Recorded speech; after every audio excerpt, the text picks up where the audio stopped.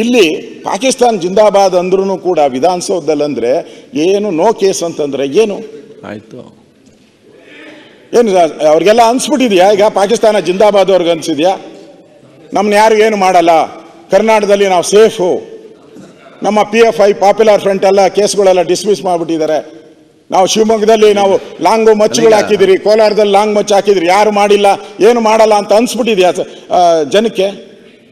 ಸರ್ಕಾರಕ್ಕೆ ಅನ್ಸಿದ್ಯಾ ಹೆಂಗೆ? ಈ ತರದ ಒಂದು ಘಟನೆ ಆದಾಗ ಎಷ್ಟು ದೇಶಭಕ್ತಿ ಇದ್ದಿದ್ರೆ ಎಷ್ಟು ಸೀರಿಯಸ್ ಆಗಿ ಆಕ್ಷನ್ ಆಗ್ಬೇಕಾಯ್ತು.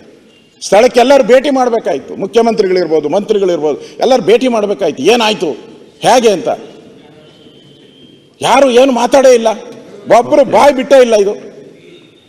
ಇದೊಂದು ರೀತಿ ಇಡೀ ದೇಶಕ್ಕೆ ಅವಮಾನ ಆದಂಥ ಒಂದು ಘಟನೆ. ಇಡೀ ಕನ್ನಡಿಗರು 7.5 ಕೋಟಿ ಕನ್ನಡಿಗರು ತಲೆ ತಗ್ಸುವಂಥ ಘಟನೆ ವಿಧಾನಸೌಧದಲ್ಲಾಗಿದೆ. ಸರ್ಕಾರ ಅದಕ್ಕೆ ಸರ್ಕಾರ ಇದ್ರ ಬಗ್ಗೆ ಬೇಜವಾಬ್ದಾರಿತನ ಹೊರಿಸಿದೆ. ಸರ್ಕಾರ ಇದನ್ನ ಅವ್ರನ್ನೆಲ್ಲ ಮುಚ್ಚಾಕಿ ಅವ್ರನ್ನ ಎಲ್ಲ ಬಿಟ್ಟಿದ್ದಾರೆ, ಅವ್ರನ್ನ ಆರಾಮ್ಸೆ ಹೋಗಿ ಆರಾಮ್ಸೆ ಕಳಿಸಿದ್ದಾರೆ ಅಂತ ಹೇಳಿದ್ರೆ ಏನು ಯಾರಿಂದ ಇದ್ದಾರೆ? ಇದರಿಂದ ಯಾರಿದ್ದಾರೆ ಹಿಂದೆ? ಕರ್ಕೊಂಬಂದವ್ರು ಯಾರು? ಅವ್ರನ್ನ ಕಳಿಸ್ಕೊಟ್ಟವ್ರು ಯಾರು? ಬಿರಿಯಾನಿ ಕೊಟ್ಟು ಕಳಿಸ್ತವ್ರು ಯಾರು? ಅವ್ರನ್ನ ಗೊತ್ತಾಗಬೇಕು ಜನಕ್ಕೆ, ಕನ್ನಡಿಗರಿಗೆ ಗೊತ್ತಾಗಬೇಕು ಯಾರು ಕಳಿಸಿದ್ರು, ಕರ್ಕೊಂಬಂದು ಯಾರು ಅವ್ರನ್ನ ಸೇಫ್ ಆಗಿ ಕಳಿಸಿದ್ರು ಅಂತೇಳಿ. ಇಷ್ಟು ಘಟನೆ ಅದನ್ನು ಪೊಲೀಸರು ಯಾರನ್ನ ಹುಡುಕಿದಾರ? ಯಾರನ್ನೂ ಇಲ್ಲ.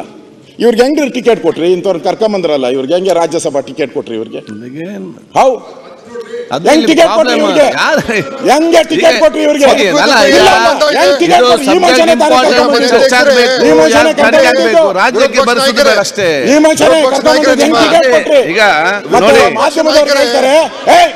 ಅಂತಾರೆ ಮಾಧ್ಯಮದವ್ರಿಗೆಲ್ಲ, ಗೆಟ್ ಔಟ್, ಮಾಧ್ಯಮದವ್ರಿಗೆಲ್ಲ ಗೆಟ್ ಔಟ್. ಎಷ್ಟು ದಾಢ್ಯ ಪ್ರಜಾಪ್ರಭುತ್ವದಲ್ಲಿ ಮಾಧ್ಯಮ